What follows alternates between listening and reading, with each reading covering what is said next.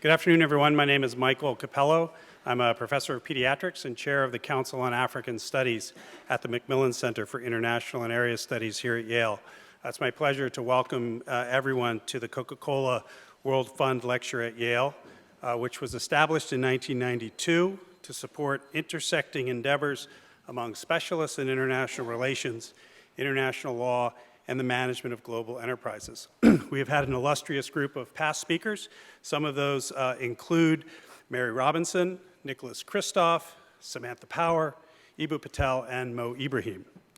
Today's speaker is His Excellency Paul Kagame, President of the Republic of Rwanda. Here on campus, for those of you who don't know, more than a dozen Yale faculty have scholarly projects currently underway in Rwanda, and these programs are engaging students and faculty from numerous departments. For example, anthropology, history, political science, and even some of our graduate and professional schools, including the School of Public Health, the Medical School, School of Forestry, and the School of Management. In addition, Yale currently boasts 6 students from Rwanda, 4 undergraduates and 2 graduate students.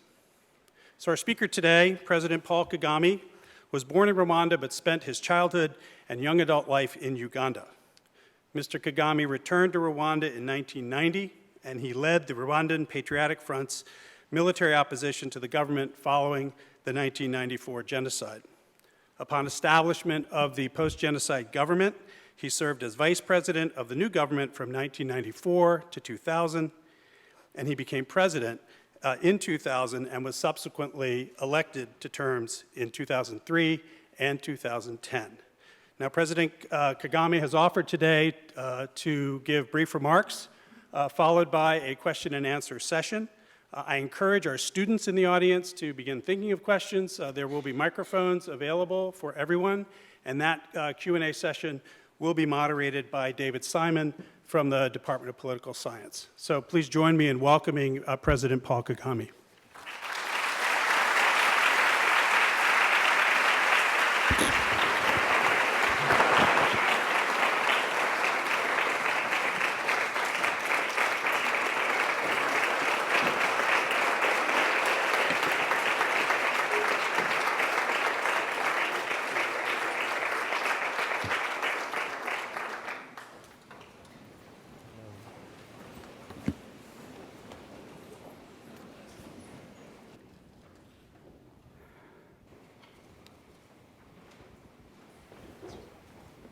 Professor Mike Capello, Chair of the Yale Council on African Studies and co-director of the Yale African Initiative, faculty, students, and benefactors, distinguished ladies and gentlemen. It is a pleasure for me to be at Yale. And I thank the Macmillan Center for the invitation to speak with you today and for the warm welcome. It is often said that it is the special privilege of friends to speak frankly and openly to each other. And that's what I hope for here today. This week at the United Nations General Assembly, the focus has been on implementation of 2 major new agreements on sustainable development and climate change. These pacts are proof that the United Nations remains relevant. Of course, international institutions have their flaws. Rwanda knows this from its own experience. Nevertheless, the bias toward cooperation and dialogue in the multilateral system offers an alternative to zero-sum power politics. That's why we in Rwanda are always happy to do our part. For example, as the world's 5th largest troop contributor to peacekeeping operations. At the same time, there is a growing sense of pessimism about the international community's ability to deal with problems such as state collapse, violent extremism, and forced migration. Sometimes these efforts are not only ineffectual, they actually seem to make the problems even worse. My purpose here today is to talk about what's wrong and how I think that can be addressed. The preservation of peace, security, and prosperity rests on a common vision for the future anchored in shared values. Yet, today, we are seeing the steady erosion of values-based solidarity, leading to real moral and ideological confusion and new instabilities, both within nations and in the mechanisms of international cooperation. Profound change has been underway, and the world order is shifting irreversibly. Democracy is not in a decline,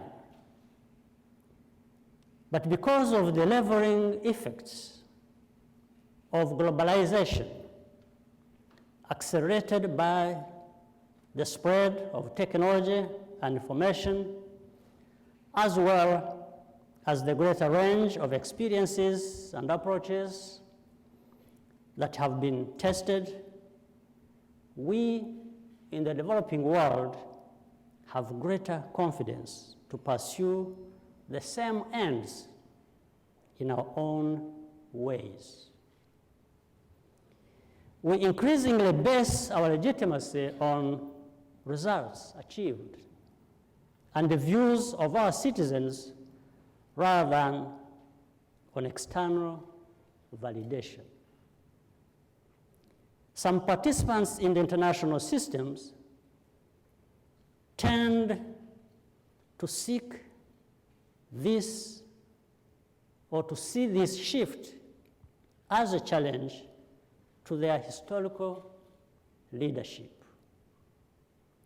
They continue to assert the right to define objectives and impose outcomes without meaningful consultation with those concerned. To justify that exceptionalism, action has to be justified in terms of moral responsibilities rather than narrow interests.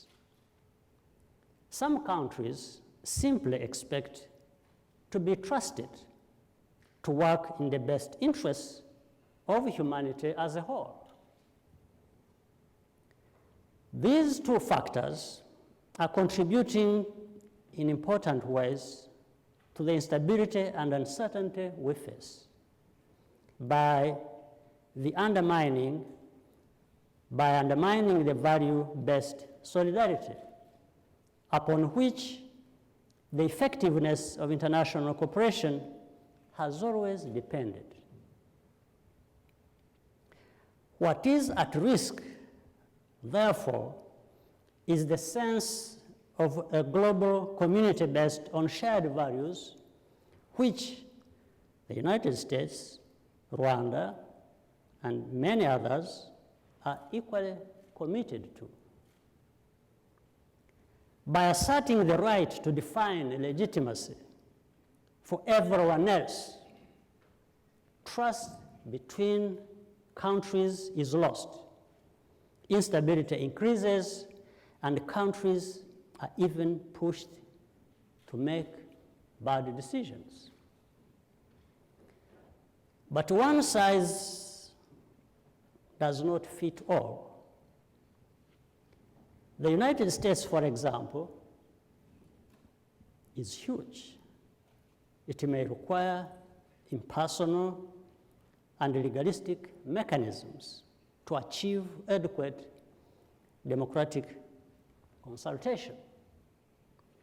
In Rwanda, to take another example, we have the advantage that the relationship between citizens and leaders can unfold in a more direct and face-to-face manner. The mechanisms and processes may not look the same between two different countries, but the right question is whether the substantive outcomes are comparable in terms of the quality of civic engagement and the actual results achieved in the lives of citizens. What matters is the value the system accords to each citizen and their ability to give input and get their concerns and ideas addressed. Nothing done against the wishes and expectations of citizens is sustainable. Supporting the persistence of this outdated norm that some can decide on behalf of others is a source of tension in international affairs. It's not right, and it doesn't work. Moreover, the manner in which decisions of war are arrived at is truly chilling at times, as if real people don't live in those places.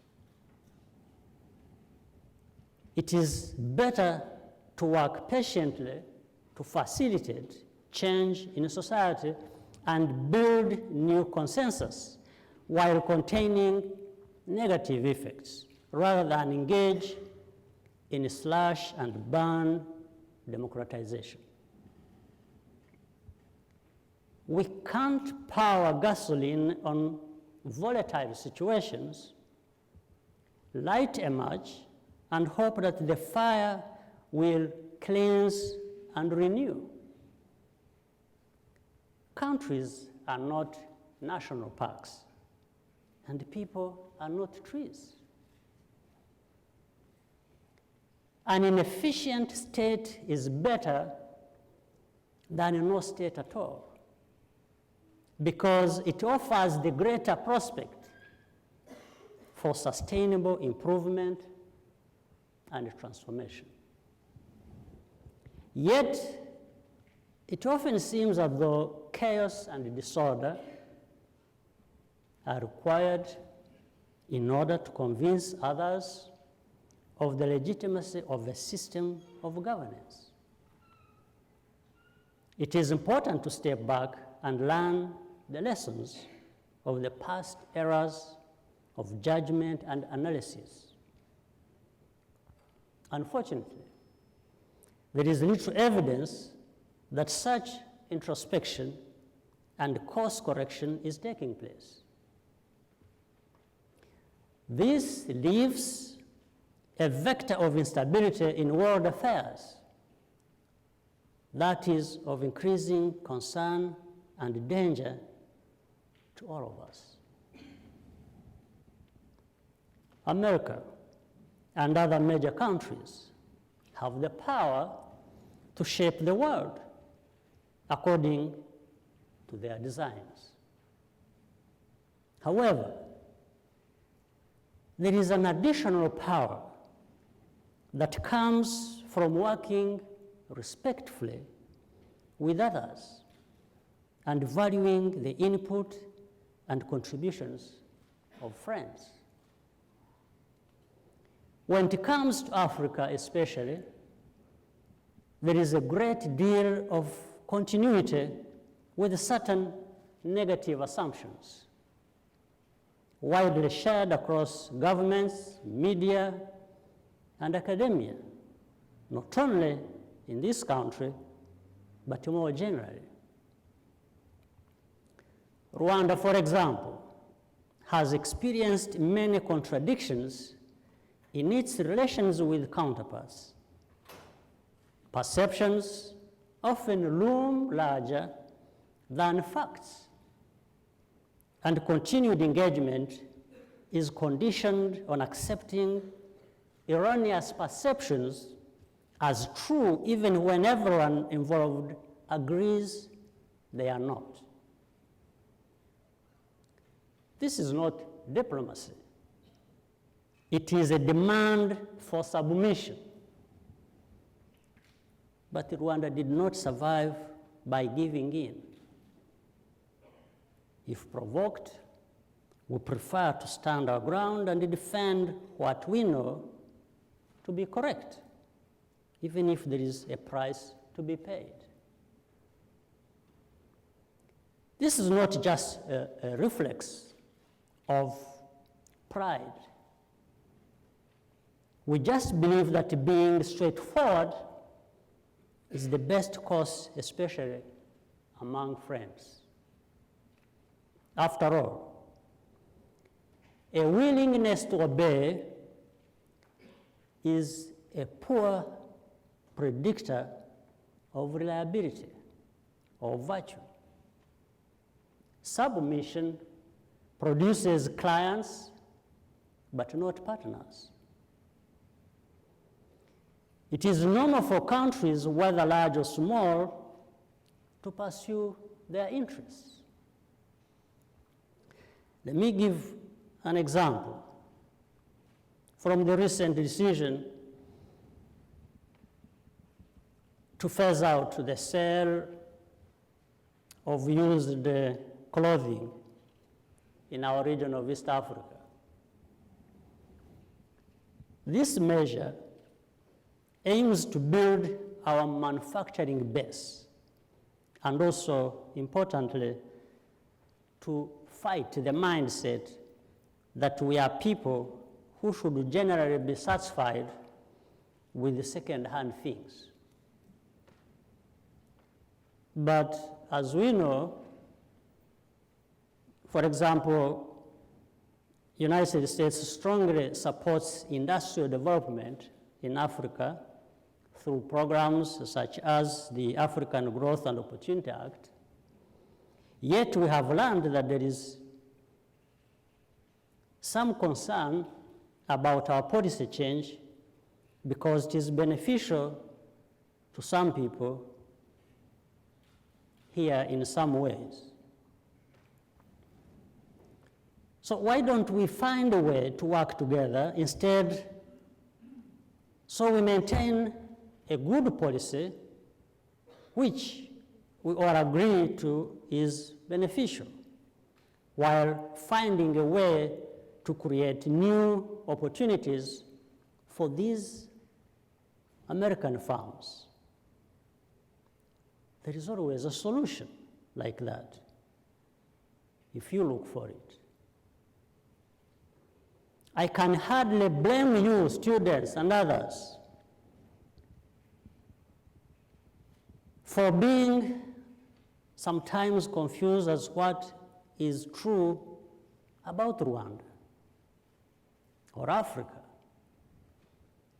The manner in which you receive information and have it validated is designed to sow confusion and not build understanding.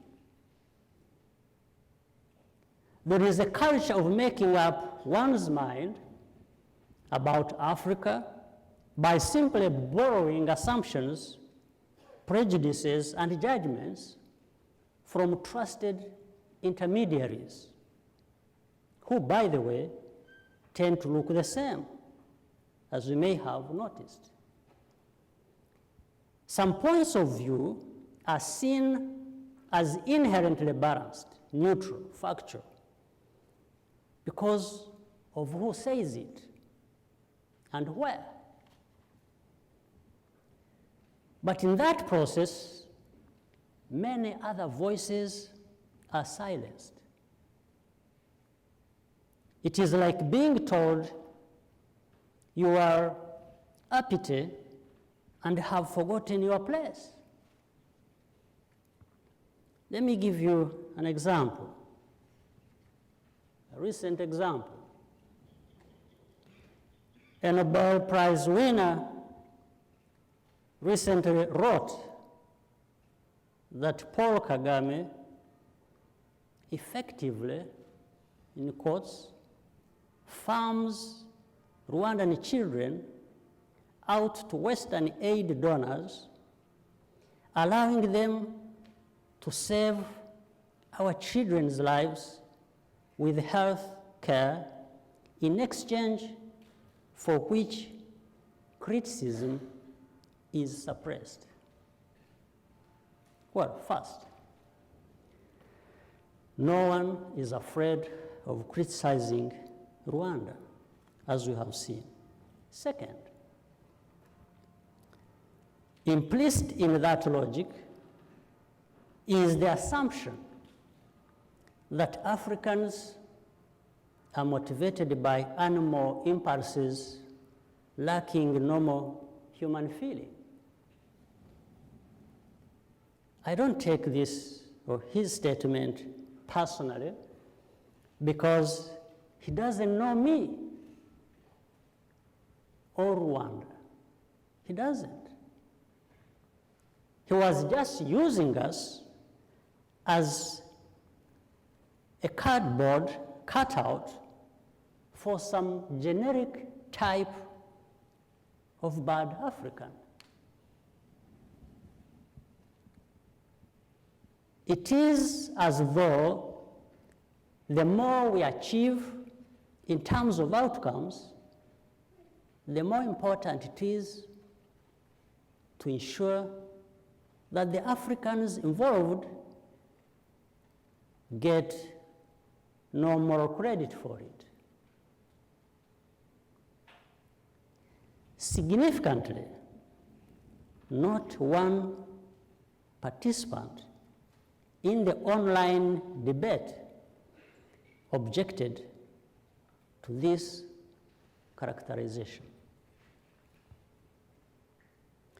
For centuries, the West has preferred to relate to Africa and similar places from a position of moral superiority.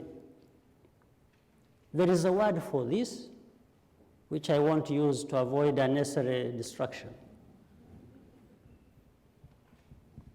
But let's agree that it reveals a stunning failure of moral imagination and human empathy, apparently so profoundly embedded that it requires no further justification, even as it implicitly guides both foreign policy and higher education. The United States is known for adopting a morality-based approach to global affairs. This is deeply rooted in its history and culture, and it is, in fact, a positive attribute, and one which others are happy to join together with. The enduring strong relationship between Rwanda and the United States, not only between our governments, but even more so our people, springs from the mutual recognition that we want the same things for ourselves and our planet. and are working in good faith to deliver them. That helps cushion the friction that arises whenever actions are taken or statements made that implicitly deny what we share. But the defense of universal values must focus on substantive outcomes rather than on fundamentalism about process, where clearly no one holds a monopoly of wisdom, as events have demonstrated. Imagine how much more we could do together, how much safer and more hopeful our world can be if we always relate to each other in a spirit of humility and mutual respect, united against the many radical forces seeking to change the globe beyond all recognition. A major responsibility lies on young people, both in my country and here in this one, to resist easy superficiality. Get to know the world directly. Don't just read an op-ed or sign an online petition and assume that that is the end of the story. To lead the world and make it better, you first have to understand it. Be as humble as you are curious. Be contrarian where needed and ready where necessary to fight for what is right. But let's all remain open to having our views and understandings improved through a better comprehension of what others have endured and what they want for their future and what they can contribute. I thank you very much.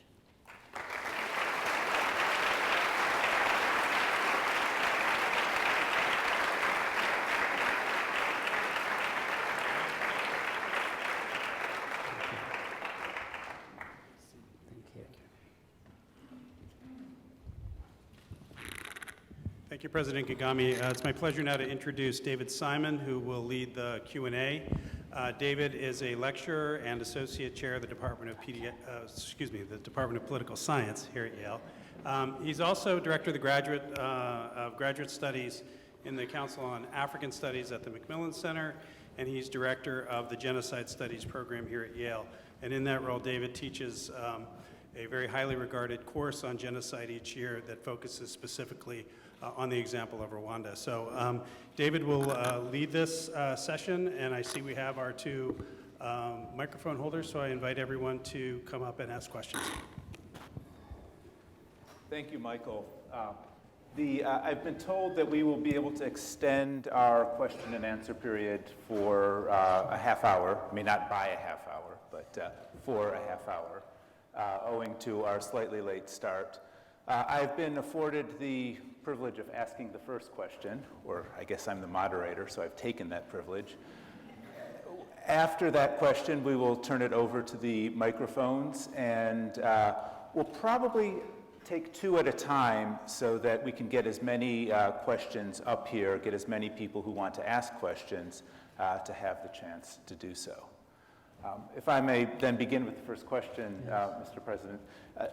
Thank you so much for coming here, and I deeply appreciate you framing your remarks in the notion of a frank exchange of ideas. I know Yale students, and I know frankness is one of their greatest attributes. That's why I'm here. Excellent, excellent. I have a question that I want to just preface with a couple different perspectives that I bring. As a genocide studies scholar, I'm acutely aware of the dangers of hate speech, the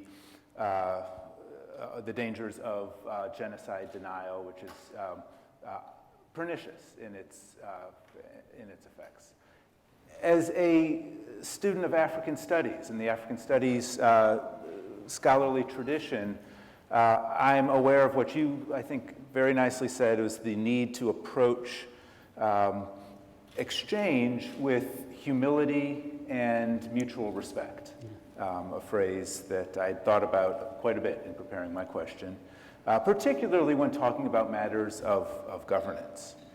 But with that said, I also have a hat as a political scientist, and as a political scientist, I have I believe that there is a need for, a country functions best when there's room for debate, dissent, and opposition. That though uncomfortable in the short term, that is the foundation in which a country ultimately flourishes. And my concern is that in Rwanda, there are times at which that space for debate, dissent, and opposition constricts. Whether it is in sort of the low visible opposition in elections and referenda, the detention of journalists and opposition politicians, or just other areas of political discussion where it's difficult to see, at least from the outside, all sides. So my question for you, Mr. President, is there space for democracy and human rights to expand in Rwanda without sacrificing peace and stability? And if so, what is the way in which Rwanda as a country can expand that space? Right. There is a lot of space, a lot to the extent that maybe some of it is taken actually by outsiders to come into the country and decide for Rwandans. I think that occupies a lot of space, which Rwandans should be occupying. I think that's where we are coming from, and that's what I raised in my speech. Second, that perception actually is mainly from outside rather than from inside. Again, which speaks to the point I raised earlier. Third, even as a political scientist,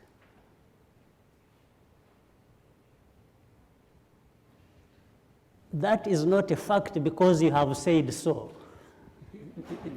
You see, that's the whole thing.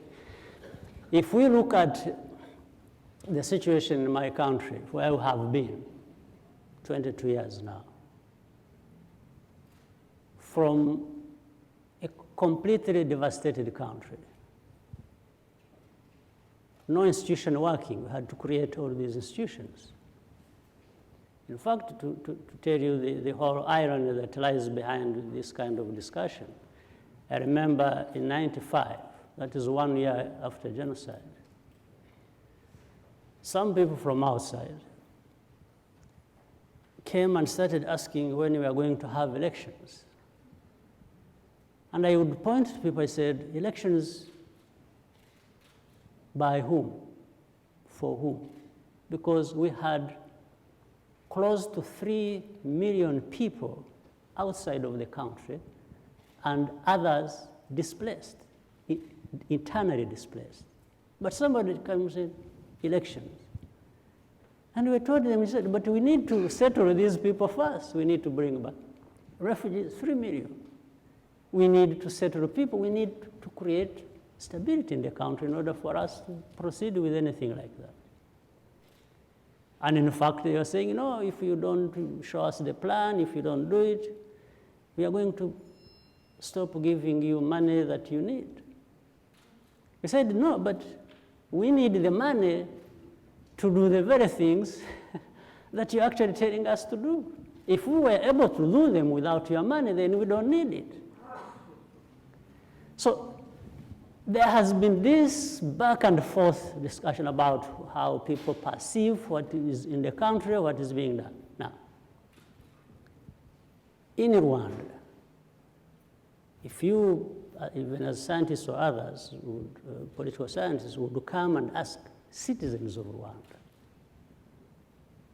how they feel, what they associate with, what they are doing about it, they will tell you a very clear and coherent story that is different from what is being said from the outside by political scientists or by others.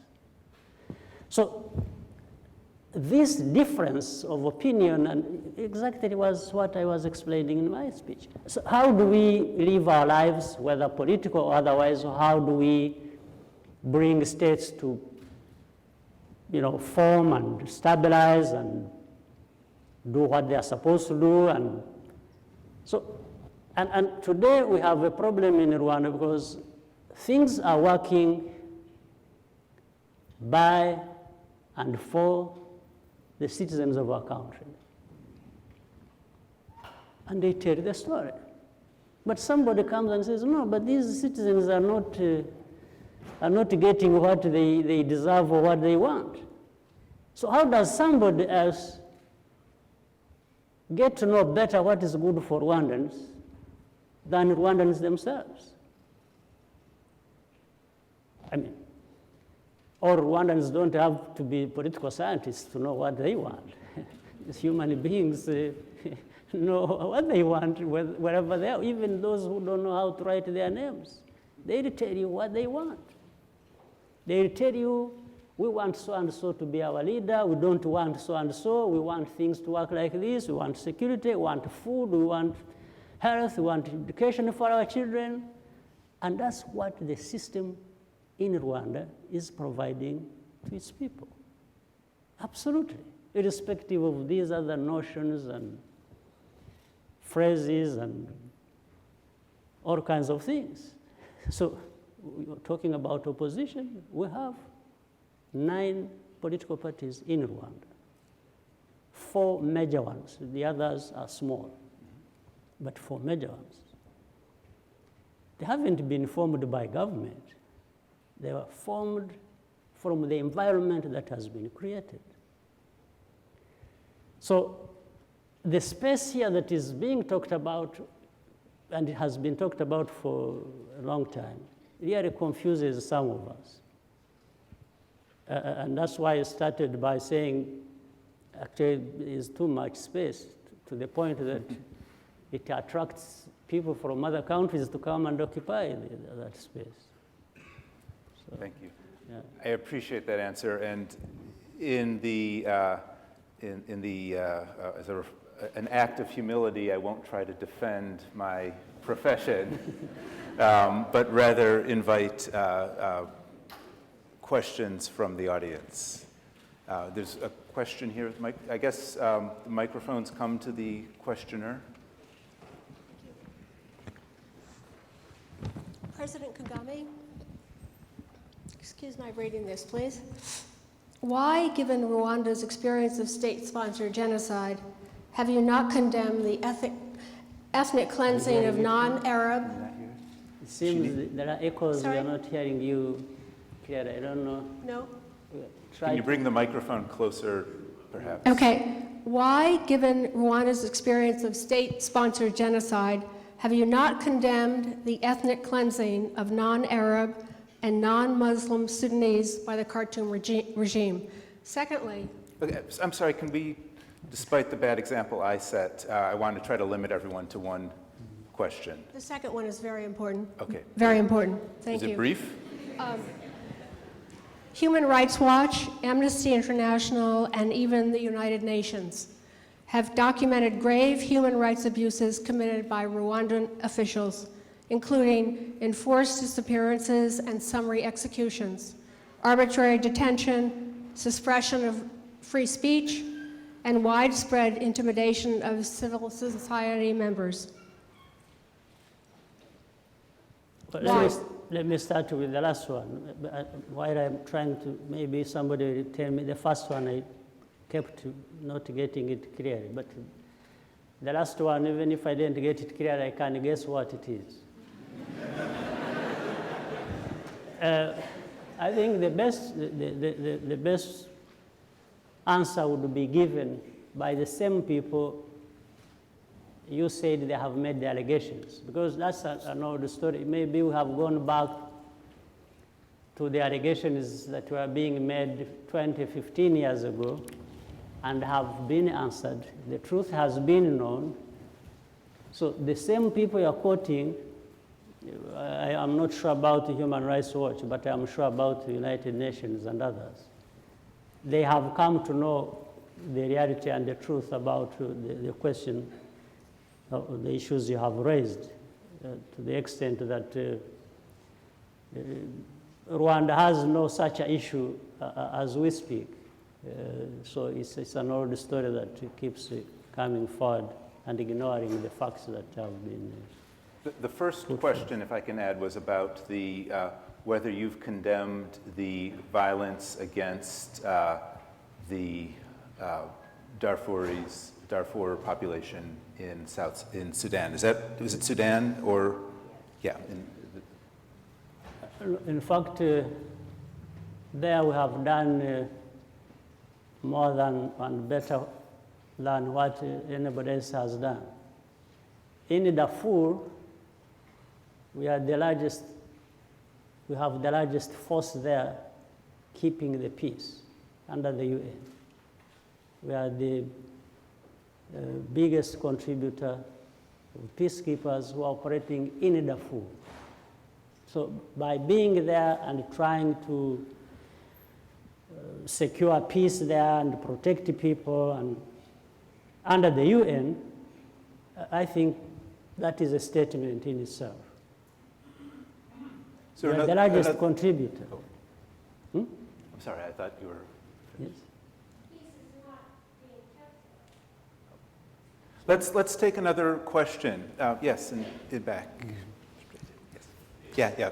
But maybe just peace being not being kept there is again an issue you can put to the UN, because we are working under the UN. Rwanda is not responsible for lack of peace in Darfur. We are there to try and contribute to bring about peace. But the fact that it is not there, Rwanda cannot be blamed. It is the UN that would answer that question. For us, we are there with the UN and under the UN contributing. We have our troops there. Some of them are killed or injured and trying to do the best they can under that. So I'm just saying Rwanda is doing its best there, but if what we have is not peace, it's not because of Rwanda. Okay. Two questions one question per person, two people this time. We've already got one microphone there, and another microphone here, please. Go ahead. President Kagame, you've made an impassioned plea for people not to believe the external perception of Rwanda that's portrayed in kind of op-eds and in reports of organizations that have been referenced. My question to you is, what would you say to citizens of your own country who share the criticisms that are seen in this report? Well, I always have things to say to them. They are part of the problem, and they can be part of the solution. And the solution isn't just about complaining about things you are part of, but rather trying to address them. But the main point here is, you see, take any country of your choice, including this one where we are. We have people complaining about all kinds of things, don't we? You will have people complaining about certain things in Rwanda. But the totality of it is what you are able to see. And actually, people should learn to believe what they see. What we see in Rwanda is progress from almost nothing. 20 years ago, 22 years ago, for those of you, I'm sure there are people in this audience who know what happened in Rwanda and experienced it and saw it and have seen Rwanda now. The story is clear for you to see. It's up to you to believe it or not. But otherwise, for criticisms, we will live with criticisms, all of us. As I have told you, pick any country.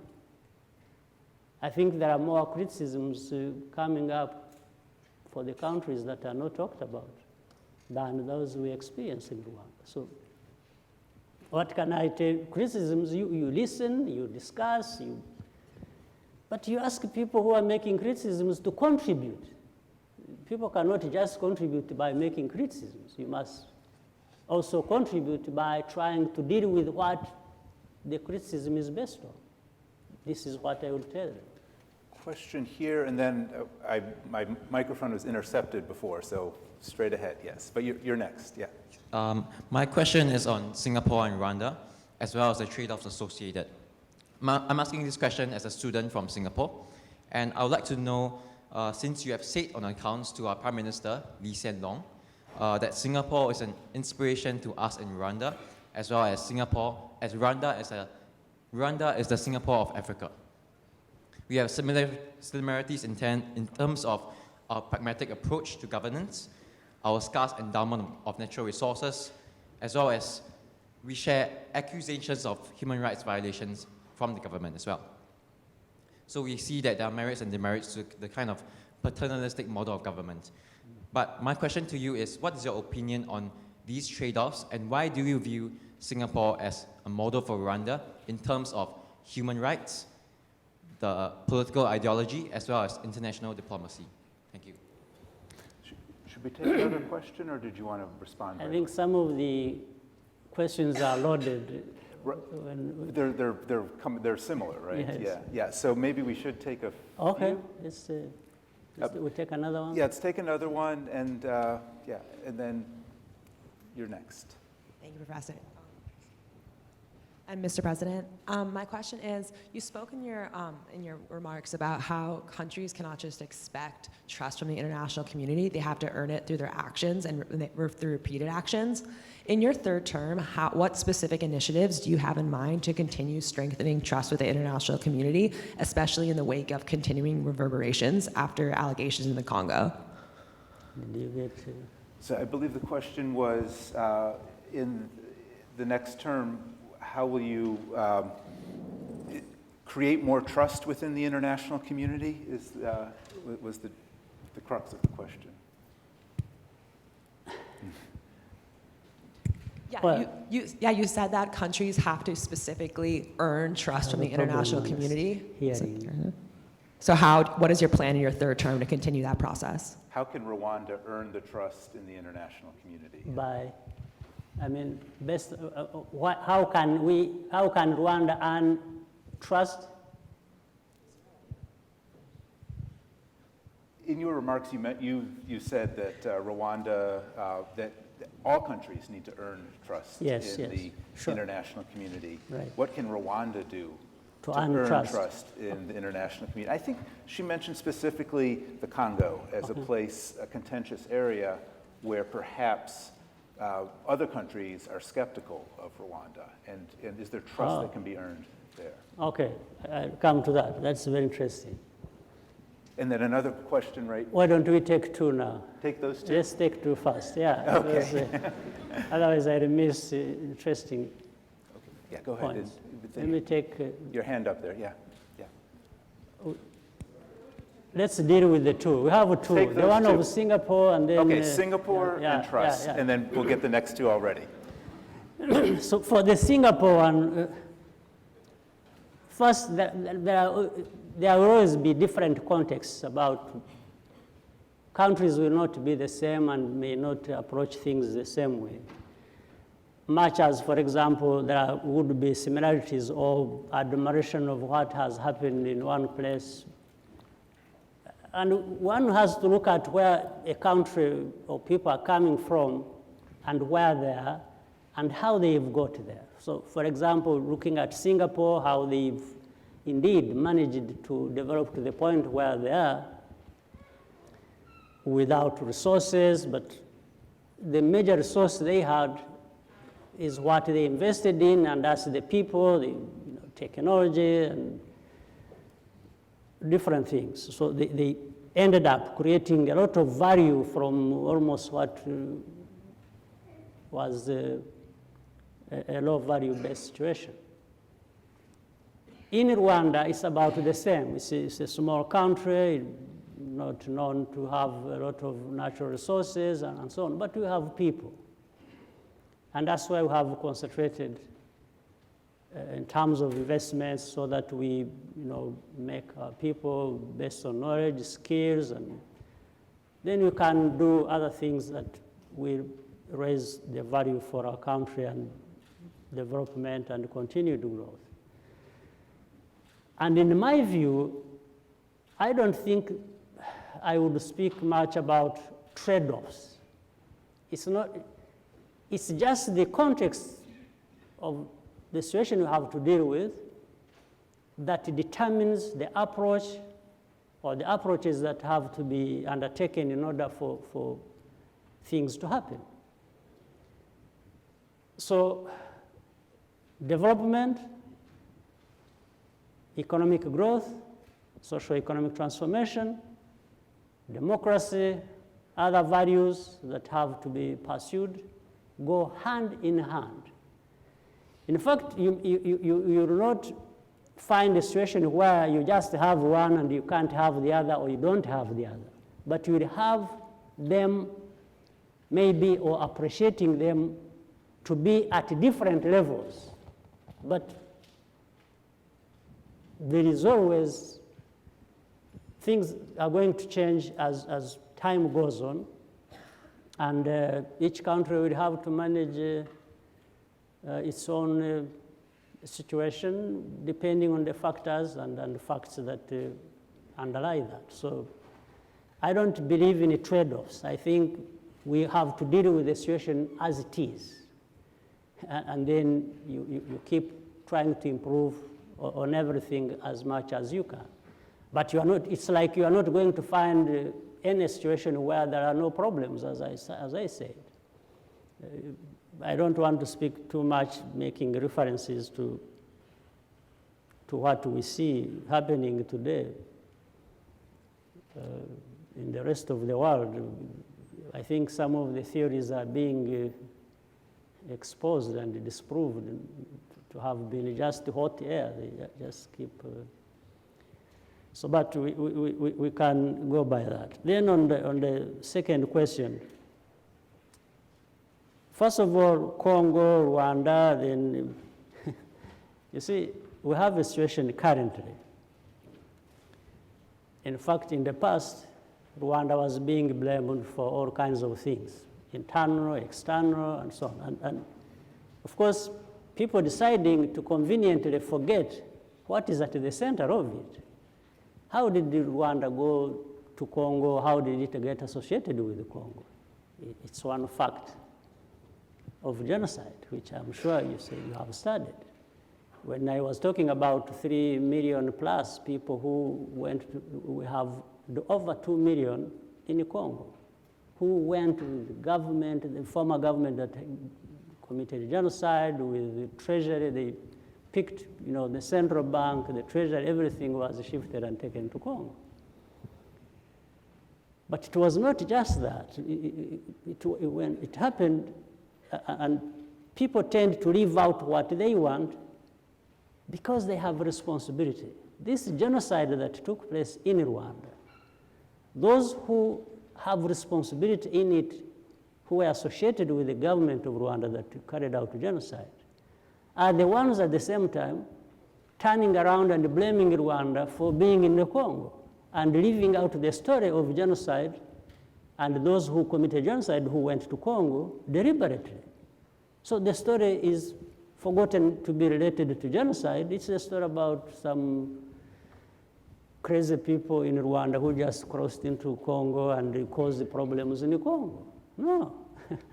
So if you will, the international community could have blamed Rwanda for Congo, what happened in Congo. But I think Rwanda has more reasons, justified reasons, to blame the international community for what happened in Rwanda and later extended to Congo. So, and I don't think we are going to make it a trade of accusations back and forth. We have to, that's why I said for me, it's important that in Rwanda we do what we are supposed to be doing for our people, and we've been doing that. There is evidence to prove it. But what is interesting today is how the same international community that was babysitting Congo and blaming everybody else for the problems of Congo today, as we speak, they are turning their guns on Congo and blaming the Congolese for their problems. So really, at least as today, they must have seen that this had nothing to do with Rwanda. It had to do with the Congolese themselves. They have to own up their problems. They will find their own solutions. That's what I think. But they can be assisted to find solutions for their problems and stop using Rwanda as an excuse. So now, for trust to be earned by ourselves as far as the international community is concerned, again, come to Rwanda. Study where we have come from. Look at where we are. Ask the citizens of Rwanda what they have been doing that has transformed their lives. It is visible. So are we going to say the international community has no eyes to see and believe what they are seeing? The international community has been a part of that progress, by the way. They've given us support, aid. There have been private investments coming in. And Rwanda, if you read whatever report, the World Bank, the IMF, the World Economic Forum, name it, any international, credible international institution organization ranks Rwanda in many aspects as top performers. It doesn't come by accident. So if the international community sees things happening in Rwanda, that every dollar from aid that comes to Rwanda produces what it is supposed to produce. It doesn't get lost in corruption, it builds schools, it goes into health, in agriculture, it is food security, and so then the international community, if it has a correct mind and judgment, they'll have trust for the country. There's no doubt. I think there's time for, unfortunately, just one more question. I received and there's one microphone already distributed, so please. Good. Two microphones. Hi, good afternoon, Mr. Oh, that's confusing. Maybe both of them They're quickly. both. Okay, we'll take two questions, but they have to be quick. Yeah. All right, thanks, Mr. President. My question is a bit different from the ones that have come before. Quick, though, quick. And it regards capacity development in Africa, specifically in building institutions. When the first speaker came to speak in earlier when he was introducing you, he said that Yale has a lot of collaborations currently going on in Rwanda. That's what? Collaborations going on in Rwanda. Okay. So, and there's a lot of this in different countries in Africa. My question is, what can Africa, maybe through the African Development Bank or national budgets, do to actually build the capacity to address our problems so that we don't have to rely on bringing specimens from Africa to Yale? It's a very expensive process, and if you only bought the equipment to do it in Africa, you can do it better. It's a great question. Let me just take the one behind you as well. Thank you. Good afternoon, Mr. President. I hope you can hear me better. Thank you so much first for coming here and giving your time to the student, and we're learning from Rwanda. As every other country, there's a problem, and we need to face more constructively and try to find the solutions in Rwanda. But there's so many success also in Rwanda. The first country in the world, 60% are in parliament are women.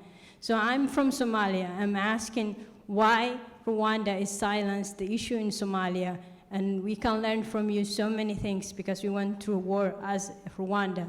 Is there a way, or you're planning to support Somalia to reconstruct and rebuild back? Thank you.